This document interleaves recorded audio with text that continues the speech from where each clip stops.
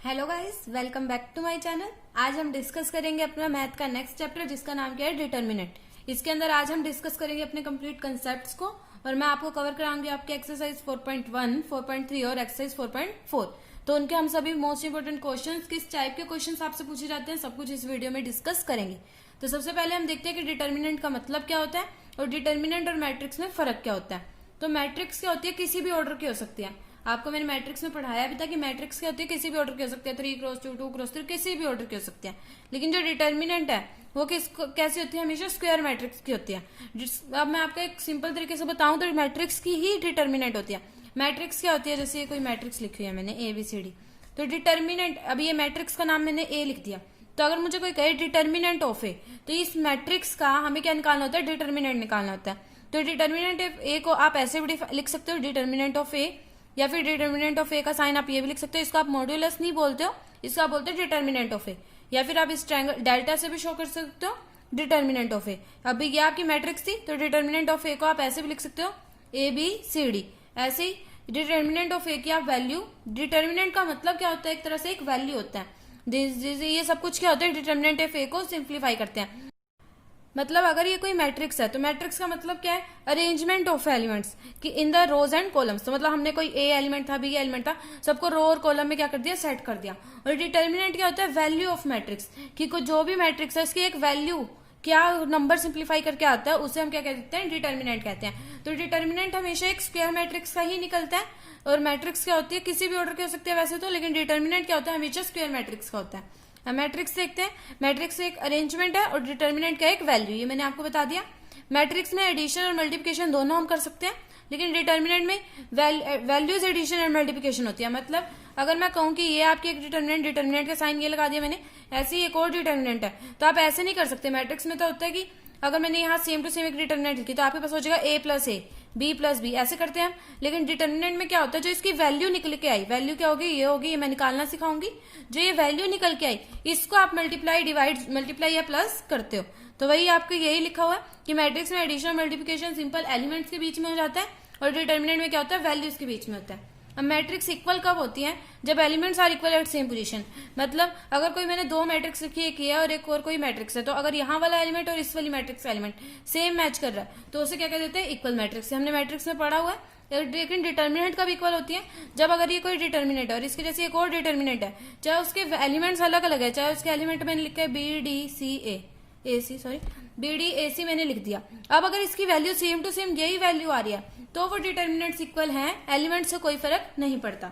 उसके बाद अगर मैं लिखूं, 5th पॉइंट है हमारे पास, मैट्रिक्स को अगर हम किसी नंबर से मल्टीप्लाई करते हैं तो उसके सारे नंबर एलिमेंट्स जो है मल्टीप्लाई हो जाते हैं। अगर मैं कहूँ 5 से मल्टीप्लाई करा तो 5 सबके साथ मल्टीप्लाई होगा। लेकिन डिटर्मिनेंट क्या होता है, जब हम किसी से मल्टीप्लाई करते हैं तो हम मेंशन करते हैं कि हम रो 1 को मल्टीप्लाई कर रहे हैं, इससे रो 2 को मल्टीप्लाई कर रहे हैं, किसको हम मल्टीप्लाई कर रहे हैं। तो डिटर्मिनेंट में मल्टीप्लाई होती है या तो एक रो या फिर एक कॉलम। और जिस नंबर से हम मल्टीप्लाई करते हैं, अगर हम अपने आप कर रहे हैं तो मल्टीप्लाई करते हैं तो बाद में उस नंबर से डिवाइड भी करते हैं, बाहर उस नंबर से डिवाइड भी करते हैं। ये तो हम प्रॉपर्टीज ऑफ मैट्रिक्स में अच्छे से पढ़ेंगे एक्सरसाइज अपनी 4.2 में। अभी तक हमने अपने कंसेप्ट्स को डिस्कस किया, आपको समझ आया होगा डिटर्मिनेंट होता क्या है। एक तरह से वैल्यू होती है किसी मैट्रिक्स की। तो अगर 1x1 की कोई मैट्रिक्स है, अगर मैंने ले लिया A कोई मैट्रिक्स है 1x1 की, तो डिटर्मिनेंट ऑफ A किसके इक्वल होगा, A के ही इक्वल होगा। तो इससे कोई वैल्यू नहीं आएगी, तो डिटर्मिनेंट ऑफ A अंदर वाले एलिमेंट A के ही इक्वल होगा। ऐसे 2x2 कोई मैट्रिक्स है, ये मैंने मैट्रिक्स से एग्जाम्पल लिया। तो अगर आपको मैंने अभी बताया था डिटर्मिनेंट ऑफ ए को कितने तरीके से लिख सकते हैं, हम डेल्स के तरीके से लिख सकते हैं, DTA भी लिख सकते हैं, डिटर्मिनेंट ऑफ ए का साइन भी लगा सकते हैं, ऐसे इसके आगे डिटर्मिनेंट भी लिख सकते हैं। तो ये डिटर्मिनेंट ऑफ ए मैंने लिख दिया। अब इसकी वैल्यू कैसे निकलेगी, अब हम सीख रहे हैं वैल्यूज निकालना। तो इसकी वैल्यू कैसे निकलेगी, 2x2 मैट्रिक्स है जब भी आपकी, तो आपकी वैल्यू निकलती है, आप याद रखना नीचे से आप स्टार्ट करोगे, सबसे नीचे से और कॉर्नर वाले से, this into this minus this into this. तो हमेशा नीचे वाले से स्टार्ट करो, this into this minus this into this. तो ये इससे हमारी क्या निकल जाती है, 2x2 की वैल्यू। तो ये किसके इक्वल, आपके डिटर्मिनेंट ऑफ ए के। ऐसे ही अगर 3x3 मैट्रिक्स है तो ये आपका मेन पॉइंट है, ये आपको पूरे चैप्टर में यूज होगा कि आप कैसे इसकी वैल्यू निकालोगे। अब ये कोई मैट्रिक्स है, इसकी आपको वैल्यू निकालनी है, मतलब डिटर्मिनेंट निकालनी है। तो मैं डिटर्मिनेंट ऑफ ए निकालती हूँ। अब इन्हें प्लस माइनस क्या लिखा हुआ है, अभी हम नेक्स्ट कंसेप्ट में डिस्कस करेंगे अपने माइनर्स को फैक्टर्स, वो क्या होते हैं, उसके अकॉर्डिंग आपको ये पता चल जाएगा। मैंने ये साइन क्या लिखे हुए हैं, अभी आप याद कर लो कि यहाँ 4 पोजीशन में हमारे साइन, आप ऐसे याद कर सकते हो कि डायमंड के साइन में हमारे साइन यहाँ पे नेगेटिव होते हैं। इतना हमें पता चल गया कि यहाँ पे हमें नेगेटिव साइन लिखना होता है और यहाँ पे पॉजिटिव। अब इसका मतलब क्या है, डिटर्मिनेंट ऑफ ए की वैल्यू कैसे निकलती है। जैसे सेकंड 2x2 मैट्रिक्स थी, उसमें हमारी वैल्यू कैसे निकली थी, this into this minus this into this, तो निकलेगी। तो इसमें भी ऐसे ही, इसमें एक स्टेप इंक्लूड हो जाएगा। आप अगर अपनी फर्स्ट रो से निकाल रहे हो, आप अपनी किसी भी रो से वैल्यू निकाल सकते हो, किसी भी कॉलम से वैल्यू निकाल सकते हो, आपका आंसर बिल्कुल सेम आएगा। तो मैं आपको पहले रो 1 से वैल्यू निकाल के दिखाती हूँ। ये आपकी रो 1 है, इससे मैं वैल्यू निकाल रही हूँ। तो इससे वैल्यू निकालने के लिए मुझे क्या करना पड़ेगा, जो हमारा एलिमेंट है, पहले फर्स्ट एलिमेंट को यूज किया 1, उसी के मतलब पूरी लाइन को हमने क्या कर दिया, कैंसिल कर दिया, इसको भी और इसको भी। ये फर्स्ट रो का एलिमेंट है फर्स्ट कॉलम का, तो फर्स्ट रो भी हटा दिया और फर्स्ट कॉलम भी हटा दिया। तो बचे कितने एलिमेंट, सिर्फ ये 4 एलिमेंट बचे आपके पास। तो अब इसको सेम टू सेम इसके जैसा आपको करना है, जैसे हमने पहले किया था, this into this minus this into this. तो यही कर दिया, 4 1 जा 4 माइनस 32, 8 4 जा 32। तो ये आ गया आपके पास। अब आगे देखते हैं, यहाँ पे हमने क्या यूज करना था, पॉजिटिव साइन। तो मैंने क्या यूज किया, पॉजिटिव साइन। अब मैंने क्या लिखा है यहाँ, नेगेटिव साइन। तो अब आपको यहाँ पे लगा देना आगे एक नेगेटिव साइन। फिर आपको सेम स्टेप रिपीट करना है। 2 आया आपके पास और ये आपको कैंसिल कर दिया, तो अब आपके पास बचा this into this minus this into this. तो मैं होप करती हूँ आपको समझ आया होगा अच्छे से।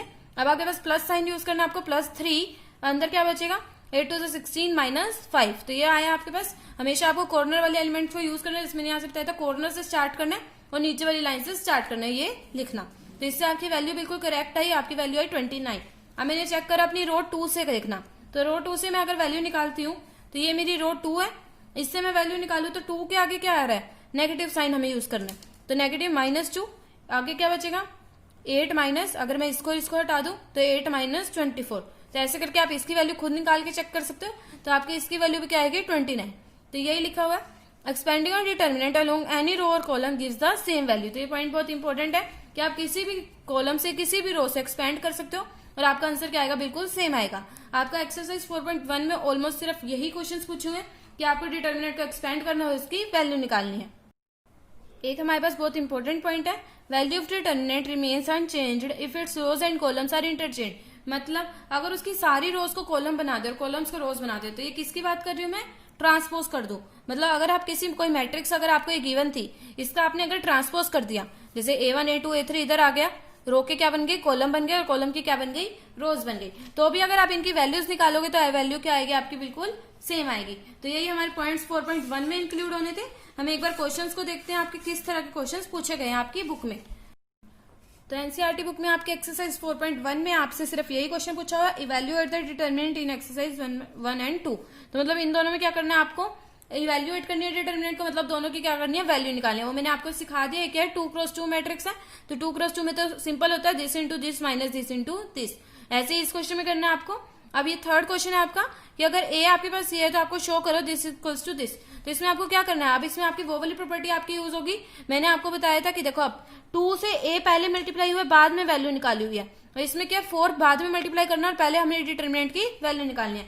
तो यही आपको इस क्वेश्चन में लिखना है कि पहले आपको 2 से ए को मल्टीप्लाई कर दो। अब मैंने आपको पहले प्रॉपर्टी में डिस्कस किया, मतलब डिफरेंसेस जब हमने डिस्कस किए थे, उसमें मैंने आपको बताया कि अगर कोई मैट्रिक्स को किसी नंबर से मल्टीप्लाई करता है तो सबसे मल्टीप्लाई होता है वो।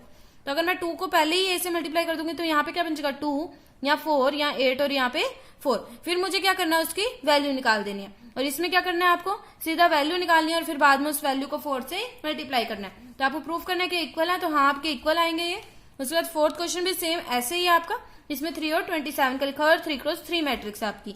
आगे आपको क्वेश्चन फिफ्थ क्वेश्चन में भी इवैल्यूएट करनी है, मतलब 3x3 मैट्रिक्स की अब आपको वैल्यू निकालनी है। तो ये तो हमने अच्छे से सीख ही लिया है। अब हम देखते हैं सिक्स्थ क्वेश्चन में भी आपसे यही कहा हुआ है कि आपको सिर्फ वैल्यू निकालनी है। आगे आपको find the value of x if this is equals to this. अब इन क्वेश्चंस में भी आपको वही पॉइंट इंक्लूड होगा जो मैंने सबसे पहले डिस्कस किया था कि अगर कोई मैट्रिक्स इक्वल होती है तो उसके क्या होते हैं, एलिमेंट्स इक्वल होते हैं। अगर आपको अच्छे से कंसेप्ट पता है तो 2 इज इक्वल्स टू 2x आप कभी भी नहीं लिखोगे। क्यों नहीं लिखोगे, क्योंकि ये तो क्या एक डिटर्मिनेंट इक्वल है। डिटर्मिनेंट इक्वल मतलब इनकी वैल्यूज इक्वल है। तो पहले आप इसकी वैल्यू निकालोगे, फिर आप इसकी वैल्यू निकालोगे और उनको आपस में क्या कर दोगे, इक्वल कर दोगे। फिर भी अगर आपको कोई क्वेश्चन सॉल्व करने में दिक्कत हो रही है तो आप मेरे से कमेंट बॉक्स में पूछ सकते हो। अब आपके पास ये डिटर्मिनेंट है, इसमें भी आपको यही करना है, यहाँ से वैल्यू निकालनी है और फिर यहाँ से वैल्यू निकालनी है और फिर इनको क्या कर देना है, इक्वल कर देना है। ऐसे ही 8th क्वेश्चन है, इसमें भी आपको एक्स की वैल्यू ही निकालनी है। तो ये होगी हमारी एक्सरसाइज 4.1। इस चैप्टर की आपकी यही खास बात है, अगर आपको कंसेप्ट पता है तो आपको क्वेश्चन सॉल्व करने की जरूरत नहीं है, क्योंकि सारे क्वेश्चन बिल्कुल सेम दिखते हैं और बहुत ज्यादा ईजी भी है। एक्सरसाइज 4.2 के कंसेप्ट है आपका प्रॉपर्टीज ऑफ डिटर्मिनेंट। तो वो अभी हम इस वीडियो में डिस्कस नहीं करेंगे क्योंकि उसके ऊपर आपका एनसीईआरटी से बहुत अच्छा और बहुत इंपॉर्टेंट क्वेश्चन आता है हर बार बोर्ड में 6 मार्क्स का। तो उसके हम हर एक एनसीईआरटी क्वेश्चन को अच्छे से पढ़ेंगे और बहुत अच्छे से सॉल्व भी करेंगे। तो अभी हम डिस्कस करेंगे अपनी एक्सरसाइज 4.3 के कंसेप्ट को। इसमें आपका एरिया ऑफ ट्रायंगल। तो अगर आपको कहे कि area of triangle using determinant आप निकालो तो आप कैसे निकाल सकते हो। अभी हम पढ़ेंगे 2D प्लेन में, हम इसमें पढ़ेंगे डिटर्मिनेंट में। तो अगर आपके पास कोई ट्रायंगल है ABC, इसके कोऑर्डिनेट है x1 y1 x2 y2 और x3 y3। तो एरिया ऑफ ट्रायंगल क्या होता है यूजिंग हीरोन्स फॉर्मूला, जो हमने पहले पढ़ा हुआ है हीरोस फॉर्मूला। उसमें आप कैसे पढ़ते हो कि क्या फॉर्मूला होता है 1/2 x1 y2 minus y3 plus x2 y3 minus y1 plus x3 y1 minus y2। यह हमारा हीरोस फॉर्मूला था। तो अगर हम इसको डिटर्मिनेंट की तरह लिखना चाहें तो आप एरिया ऑफ ट्रायंगल डिटर्मिनेंट के फॉर्म में कैसे लिख सकते हो 1/2 डिटर्मिनेंट आप आगे लिख सकते हो x1 x2 x3 एक लाइन में, चाहे आप इसे रो में लिखो चाहे आप इसे कॉलम में लिखो। ऐसे ही y1 y2 y3 और ऐसे ही एक लाइन में आपको लिखना होता है 1 1 1। तो ये आपका इंपॉर्टेंट फॉर्मूला हो गया। अब आप इसको खोल के देखोगे आप अपनी डिटर्मिनेंट की वैल्यू कैसे लिखते हो x1 इसको कैंसिल करोगे y2 माइनस y3 तो यही बना आपके पास प्लस x2। अगर मैं फर्स्ट रो से एक्सपेंड कर रही हूँ फर्स्ट कॉलम से भी कर सकते हो x2। तो यहाँ क्या बचेगा y1 minus y3 plus x3 y1 minus y2। तो हो गया आपका एरिया ऑफ ट्रायंगल। तो सेम फॉर्मूला आता है आपके पास। तो मतलब आपको एक रो में या फिर एक कॉलम में लिखना होता है 1 1 1, एक में लिखना है y1 y2 y3 और एक में लिखना है x1 x2 x3 और बाहर आपको 1/2 लगाना जरूर याद रखना है। अब हम देखते हैं इस एक्सरसाइज के लिए आपको कुछ इंपॉर्टेंट पॉइंट्स जिससे आपके क्वेश्चन बिल्कुल इजीली सॉल्व हो जाएंगे। अगर आपको एरिया क्या है आपका हमेशा पॉजिटिव क्वांटिटी होता है, एरिया तो हमेशा पॉजिटिव होता है ना। तो अगर आपको कोई भी डिटर्मिनेंट आपने सॉल्व करी और आपके पास आंसर आ रहा है नेगेटिव तो आप उसको अपने आप क्या यूज करोगे उसकी एब्सोल्यूट वैल्यू, मतलब आप उसको पॉजिटिव ही यूज करोगे। सेकंड पॉइंट है आपका if area is given use both positive and negative science of determinant for calculation. मतलब अगर आपको क्वेश्चन में गिवन है कि ये आपका एरिया है तो आप उसके लिए क्या करोगे अपना पॉजिटिव साइन भी यूज करोगे और नेगेटिव साइन भी यूज करोगे अपनी कैलकुलेशन के लिए, मतलब आगे क्वेश्चन को सॉल्व करने के लिए। ऐसा अभी हम क्वेश्चन भी करेंगे उसमें हम पॉजिटिव साइन भी यूज करेंगे और नेगेटिव साइन भी यूज करेंगे। ऐसे ही अगर आपको गिवन है कि एरिया ऑफ ट्रायंगल 0 है, अगर आपको क्वेश्चन में क्या गिवन है एरिया ऑफ ट्रायंगल क्या है 0, तो आपके पॉइंट्स क्या होंगे कोलिनियर होंगे। ऐसे ही उल्टा भी हो सकता है कि आपको गिवन है पॉइंट्स कोलिनियर है, प्रूफ करो कि पॉइंट्स कोलिनियर है, तो आपको प्रूफ करना होगा कि एरिया ऑफ ट्रायंगल क्या आपका 0 है। तो अब हम एक टाइप का क्वेश्चन देखते हैं using determinant find the equation of line which passes through the 2 given points. अब ये इसी टाइप में आता है क्वेश्चन, सेम टू सेम इस कैटेगरी के अंदर आता है आपका। तो उन्होंने क्या कहा कि आपके 2 पॉइंट्स हैं A और B, इसके कोऑर्डिनेट x1 y1 इसका कोऑर्डिनेट है x2 y2। तो आप बताओ इसकी क्या निकालनी है आपको इक्वेशन ऑफ लाइन। तो ये आपका एक टाइप क्वेश्चन है। इस एक्सरसाइज में आपसे क्वेश्चन पूछा जाता है। एक तो आपसे पूछा जाता है आपको एरिया ऑफ ट्रायंगल निकालना है, एक आपसे इस टाइप का क्वेश्चन पूछा जाता है और तीसरा आपसे पूछा जाता है कि प्रूफ करो कि ये पॉइंट्स क्या है कोलिनियर, मतलब एक लाइन में लाई करते हैं। तो अगर आपको कहा कि using determinant find the equation of line, अब करना आपको कुछ भी नहीं है, वही करना है कि एक लाइन थी A B x1 y1 x2 y2, आपने एक पॉइंट ले लिया C जो क्या है इसी लाइन पे है। तो अब आपको क्या करना है अपना एरिया ऑफ ट्रायंगल को क्या कर दो 0 कर दो ताकि क्या हो जाएंगे पॉइंट्स क्या हो जाएंगे कोलिनियर। तो अब आपकी क्या आ जाएगी इसकी इक्वेशन आ जाएगी। तो आपने एक पॉइंट ले लिया C जिसके कोऑर्डिनेट्स क्या है x और y, तो let x y lie on the line. तो अब आपको क्या करना है ये तीनों पॉइंट्स क्या है आपको पता है कोलिनियर है, आपने लिखा है क्योंकि ये एक ही लाइन पे लाई करते हैं और हमें पता है कि ये तो लाइन में ही थी तो ये इसी लाइन पे है, तो ये C पॉइंट तो ये तीनों क्या हो गए कोलिनियर हो गए। तो अब हम इसी को यूज कर रहे हैं कि हमारा एरिया ऑफ ट्रायंगल क्या होगा 0 होगा। तो एरिया ऑफ ट्रायंगल का फॉर्मूला ये आया था x1 x2, अब थर्ड पॉइंट क्या है x, y1 y2, third point क्या है y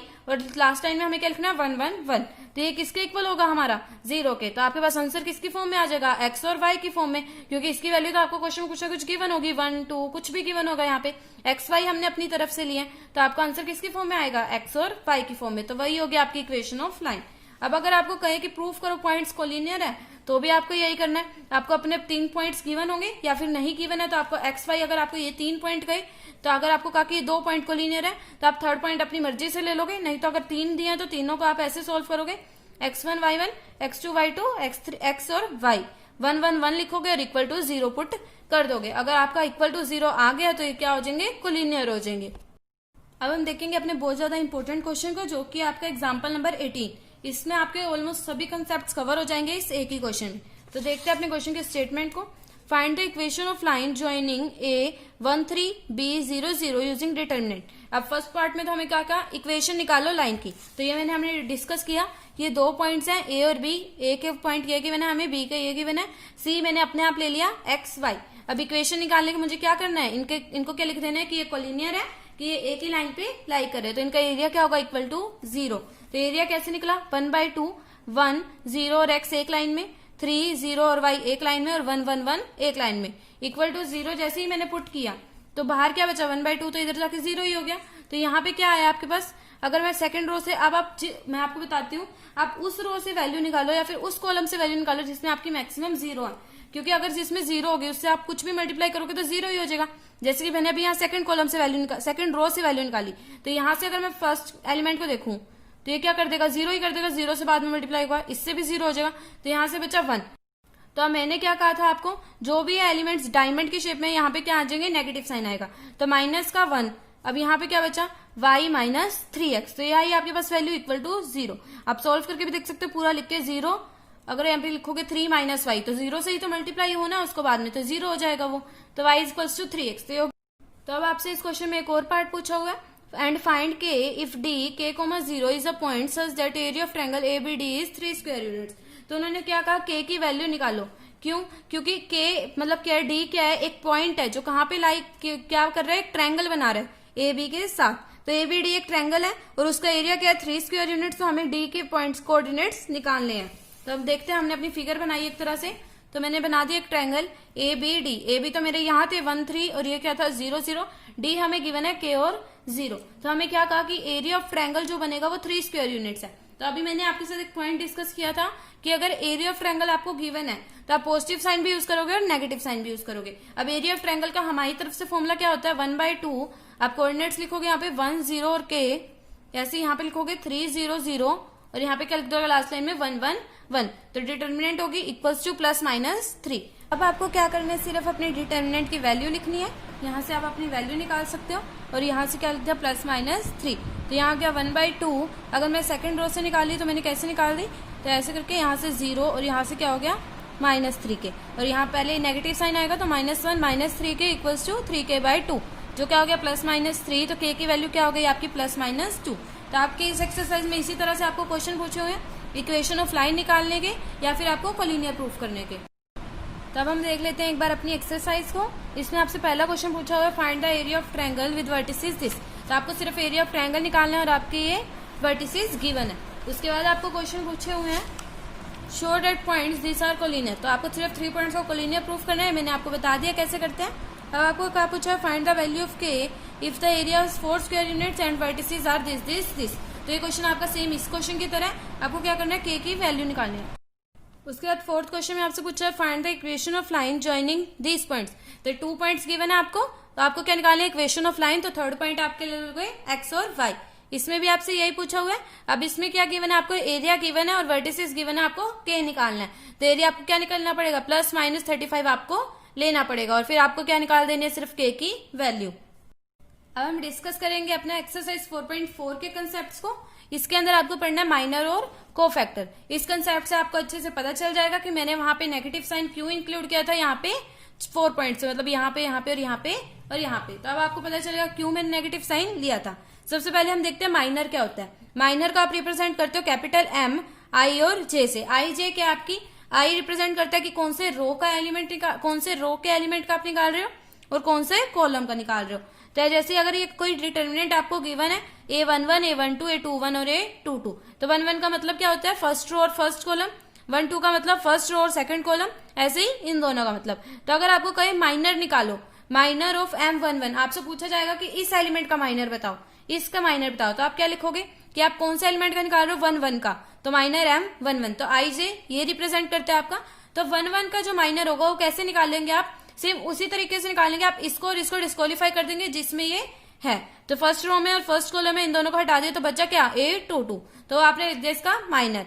ऐसे ही M12 का अगर आप निकालो, इसका माइनर क्या होगा, इन दोनों का आपने हटा दिया तो आपके पास सिर्फ ये बचा, तो M21 आपका क्या होगा इसका माइनर। ऐसे ही आप इन दोनों के माइनर भी आपसे पूछ सकते हैं। तो अगर ये 3x3 मैट्रिक्स है तो आप माइनर कैसे लिखते हो, माइनर ऑफ M11। अगर आपसे कहा कि इसका माइनर बताओ आप, तो कैसे बताओगे, आपको तो सिर्फ इन दोनों को डिस्क्वालीफाई करना है। अब बच्चा आपके पास ये, तो मैंने आपको बताया जब भी आपके पास 4 ये बच जाए तो आप इसको कैसे यूज करते हो, this into this minus this into this. तो ये आपने यहाँ पे लिख दिया A33 A22 minus A32 minus नहीं A23। ऐसे अगर आपसे कहते 32 का माइनर बताओ तो 32 तो ये, इसका माइनर क्या होगा, इस लाइन को और इस लाइन को डिस्क्वालीफाई कर दो जिसमें ये है, इसको और इसको डिस्क्वालीफाई कर दो, तो बचा क्या, this into this minus this into this, तो ये हो गया आपका इसका माइनर। तो माइनर तो सिर्फ सिंपल सी चीज थी। अब आपको सीखना है कोफैक्टर कैसे निकालते हैं। कोफैक्टर को आप रिप्रेजेंट करते हो AIJ से। AIJ का मतलब तो आपको समझ आ ही गया होगा। अब AIJ आप निकालते कैसे हो, AIJ इक्वल्स टू, आपको कुछ नहीं करना, अगर आपको माइनर निकालना था तो आप ये भी आसानी से लिख सकते हो।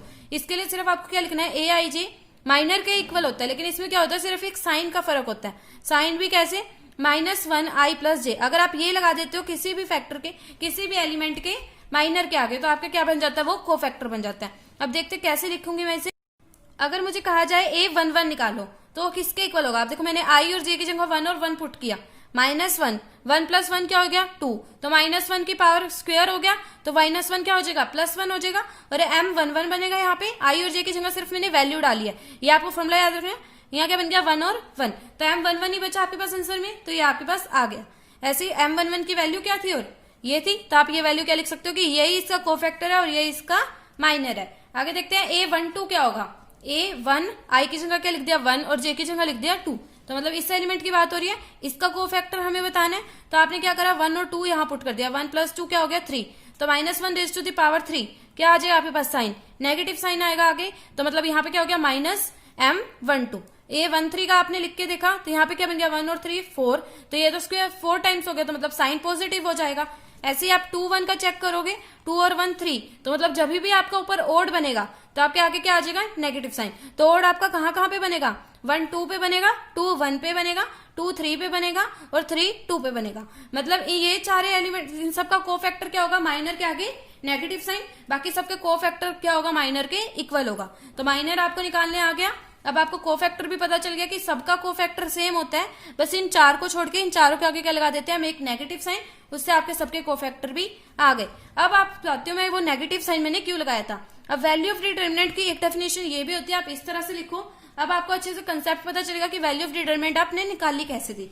आपने कैसे निकाली थी, ये लिया था आपने एलिमेंट, इसको आपने इनसे मल्टीप्लाई कर दिया था, तो ये किसकी वैल्यू है, इसके माइनर की, और इसके माइनर की वैल्यू इसके कोफैक्टर के भी इक्वल है। फर्स्ट एलिमेंट के लिए है ना इक्वल, तो आपने यही लिख दिया A11 = A11। अब मैंने कैपिटल A क्यों यूज किया, यहाँ M11 क्यों नहीं लिया, क्योंकि आपको क्या करना है, हमेशा आपको अपनी कोफैक्टर की वैल्यू से मल्टीप्लाई करनी होती है अपनी एलिमेंट की वैल्यू, और उनको क्या कर देना आपस में प्लस। तो इसलिए अब आपने क्या करा, A12 के लिए अगर आप लिखते हो A12, और उसी को क्या करना है आपको अपनी कोफैक्टर की वैल्यू से मल्टीप्लाई, A13 उसी को आपको कोफैक्टर की वैल्यू से मल्टीप्लाई। अब बात रही कि हम यहाँ पे नेगेटिव साइन क्यों लिखते थे, पॉजिटिव, तो ये तो आपकी एक डेफिनेशन है, इसके अकॉर्डिंग तो आपने लिख दिया कि आपने कोफैक्टर को इससे मल्टीप्लाई करना है। लेकिन जब हम करते हैं असलियत में हम क्या करते हैं, इसको this into this minus this into this, अगर हम यहाँ प्लस साइन लगाएं फिर अगर मैं मल्टीप्लाई करूं तो आपके पास बनेगा A33 × A21 माइनस दिस, लेकिन आपके पास यहाँ पे कोफैक्टर क्या होता है, एक नेगेटिव साइन के साथ होता है, लेकिन हम लगाते क्या है, पॉजिटिव साइन लेते हैं, एक तरह से प्लस करते हैं, तो कोफैक्टर का साइन यहाँ पे क्या कर देते हैं आप, इंक्लूड कर देते हैं, तो यहाँ पे क्या बन जाता है, नेगेटिव बन जाता है। तो मैं होप करती हूँ आपको समझ आया होगा कंसेप्ट अच्छे से, तो यही मैंने लिखा हुआ है। Hence when the elements of one row or one column are multiplied with the values of cofactor, मतलब कोई भी वन रो के या फिर वन कॉलम के एलिमेंट्स अपने कोफैक्टर से मल्टीप्लाई होते हैं और उनको फिर हम ऐड कर देते हैं, तो हमें क्या मिल जाती है, डिटरमिनेंट की वैल्यू। तो अगर आप इस मेथड से करोगे कि आपने क्या कर दिया, आपने एक रो ली और उसी के एलिमेंट्स को उसके कोफैक्टर से मल्टीप्लाई कर दिया, एक रो ली मतलब A12 ली थी तो A12 का ही कोफैक्टर लिया, A13 ली थी A13 का कोफैक्टर लिया, तो इस तरीके से भी आपका सेम आंसर आएगा। क्यों आएगा आपके यहाँ पे, बस हमने नेगेटिव साइन क्यों लिया था, क्योंकि हम उस टाइम क्या करते थे, this into this minus this into this, ऐसे इसके लिए भी this into this minus this into this, तो हमने तो माइनर इंक्लूड किया ना एक तरह से, हमने नेगेटिव साइन तो लिया ही नहीं। तो वैसे वैल्यू ऑफ डिटरमिनेंट की डेफिनेशन क्या होती है, हमें साथ में कोफैक्टर को मल्टीप्लाई करना है, कोफैक्टर के लिए हमारे पास एक नेगेटिव साइन भी होता है माइनर के आगे, तो यहाँ पे आप लगाते हो नेगेटिव साइन। ऐसे ही अगर आप इसके लिए करते हो, सेकंड रो के लिए आप वैल्यू ऑफ डिटरमिनेंट लिखोगे तो भी यही होगी, ये और इसका कोफैक्टर, ये और इसका कोफैक्टर, ये और इसका कोफैक्टर, और इनको क्या कर दोगे आप आपस में प्लस कर दोगे। तो अब हम देखते हैं आपसे किस तरह के क्वेश्चन पूछे गए हैं। आपसे कहा कि write the minors and cofactors लिखो आप इन एलिमेंट्स की, तो मतलब आपको सबके क्या लिखना है, माइनर भी लिखना है और कोफैक्टर भी लिखना है। वो हमने 2 × 2 का भी सीख लिया और 3 × 3 का भी सीख लिया।